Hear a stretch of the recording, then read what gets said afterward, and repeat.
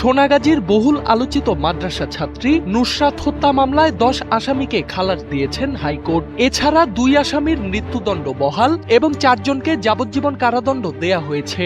মামলার নথি অনুযায়ী 2019 সালের 27 মার্চ সোনাগাজী ইসলামিয়া ফাজিল মাদ্রাসার তৎকালীন অধ্যক্ষ সিরাজউদ্দৌলা নিজ কক্ষে ডেকে নিয়ে নুসরাতের শ্লীলতাহানি করেন। এই ঘটনায় মামলা হলে তাকে গ্রেপ্তার করা হয়। দায়ের করা মামলা তুলে না নেয়ায় 6 এপ্রিল মাদ্রাসার ছাদে ডেকে নিয়ে নুসরাতের হাত পা বেঁধে শরীরে কেরোসিন ঢেলে আগুন ধরিয়ে দেয়া হয়। গুরুতর দগ্ধ হয়ে চিকিৎসাধীন অবস্থায় মৃত্যু হয় তার। 2019 সালের 24 অক্টোবর ফেনীর নারী ও শিশু নির্যাতন দমন ট্রাইব্যুনালে নুসরাত হত্যা মামলার রায় দেয়া হয়। রায়ে অধ্যক্ষ সিরাজউদ্দৌলা সহ 16 জন আসামিকে মৃত্যুদণ্ড দেয়া হয়েছিল। 5+ স্টার রেটিং প্রাপ্ত দেশের সর্বোচ্চ বিদ্যুৎ সাশ্রয়ী ওয়ালটন এসি স্মার্ট কমফোর্ট এখন নেক্সট লেভেলে। ওই রায়ের বিরুদ্ধে আসামিরা পৃথক আপিল করেন। দীর্ঘ আইনি প্রক্রিয়া শেষে সোমবার হাইকোর্টে মামলাটির রায় ঘোষণা করা হয়।